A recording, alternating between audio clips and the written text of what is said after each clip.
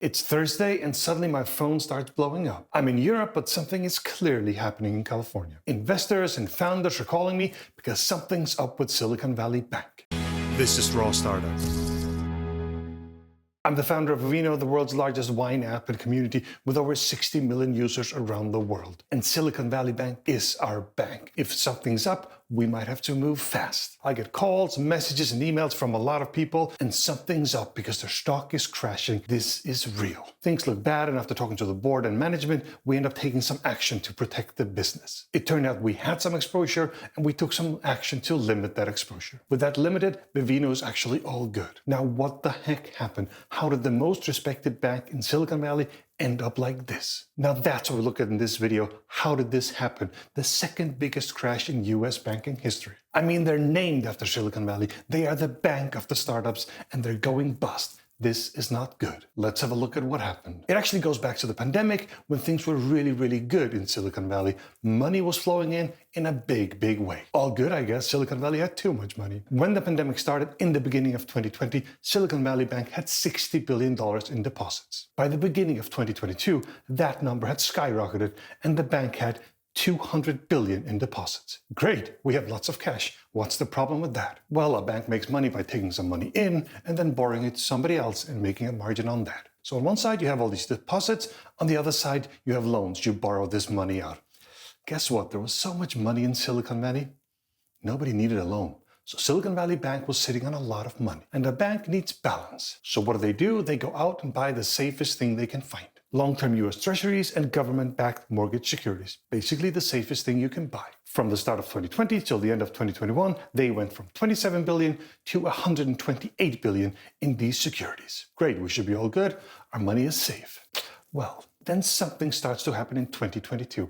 Actually, interest rates start going up. The assets that Silicon Valley Bank has are still good. They pay a fixed interest. They're all safe there. But what if you need cash and have to sell them? We'll talk about that in a sec. During 2022, the deposit starts to go down again. It peaked at around 200 billion, but it all starts to come down rapidly. And by the end of 2022, the deposits are down to 173 billion. During 2023, that trend continued and more money was going out than coming in. Now this is where the real trouble starts. So Silicon Valley Bank's assets are still good. They keep their value, so it's all good. That is if you keep them. What happens if you need to sell them?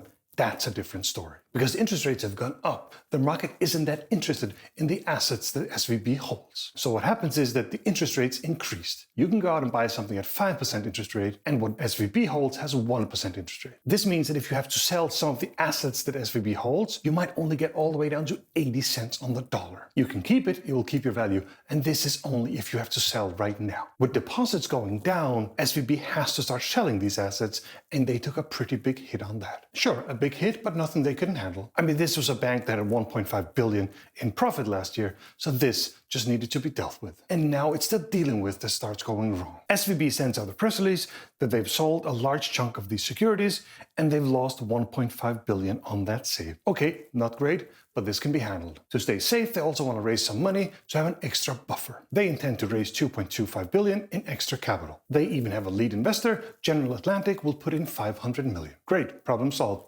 Let's go biking. Not really. The press release was bad. It just said some facts and left people with all kinds of questions. Why are you raising money? How bad is it? And what about this other loss over here? They didn't manage to tell the whole story. This is a total PR disaster. They didn't manage to tell the whole story and people got spooked. You need to tell the full story and convince the market you're okay, not just bits and bytes here. That will just spook people. People start talking, is my money safe? What's happening? And this is Wednesday night after the markets have closed. Markets open Thursday and things are falling apart. SVB stock is in free fall. They are down 60%. Now this is where the panic starts. That number on the stock ticker saying they're 60% down, that's a real thing and people get scared. It also means it's going to be really hard for them to raise money. And things are heating up. We could have a bank run on a US bank in 2023. I did not see that coming. The thing about Silicon Valley Bank is that their customer base is very concentrated on venture capital and startups. Basically a few hundred venture capitalists that talk to thousands of startups and they start withdrawing money. And this is when my phone starts buzzing. This is a group that's very integrated and information moves fast, incredibly fast. They talk a lot And some of the VCs, they gossip a lot. These are also founders, people that make things happen fast, even in a bank run. And obviously there's the VCs, they definitely don't like losing money. This is a lethal cocktail that can really create a bank run, and that's what happened. It was a literal run on the bank in 2023. Did not see that coming. So what does Silicon Valley Bank do? They put CEO Greg Becker on a call with venture capitalists. Now, how did that go? Not so well. He said that calls were coming in and even used the word panic. Should he really be using the word panic? Probably not. And he says, stay calm, we have the cash needed. With one exception, and that's if everyone says we're in trouble, then that will be a challenge. Stay calm with an exception, that's not what you want to hear from a CEO of a bank. All I hear is that you might not have our money. What happens now is that people panic even more.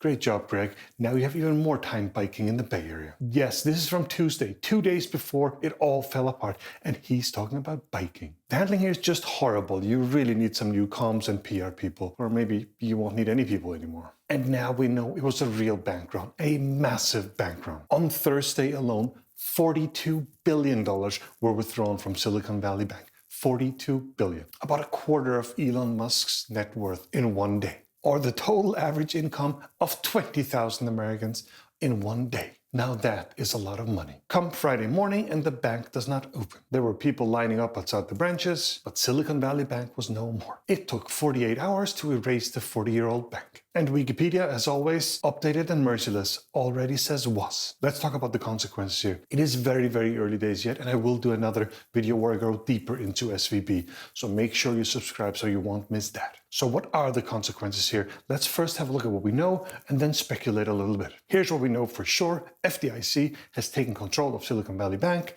and here's what they're saying. Any balances under $250,000 are fully insured and will be available Monday. If you are over 250K, you will get a receivership certificate as well as an advanced dividend within a week or so. It's hard to say how much that advanced dividend is. It could be a big chunk or even all the money. So what happens to all the startups that have borrowed money or have credit lines from SVB? We don't know for sure yet. And then a little bit of speculation. There is a chance that someone acquires SVB over the weekend or over the next few days.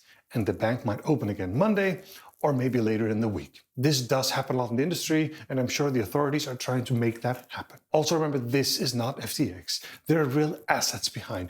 SVB ran out of cash, not assets. They have assets. They will be sold and most of the money will be recovered, but it might take some time. Should the worst happen, then remember that depositors usually don't lose a lot of money when banks crash. Authorities really want banks to be safe, and they mostly are. The biggest problem here is time, and time matters for a startup.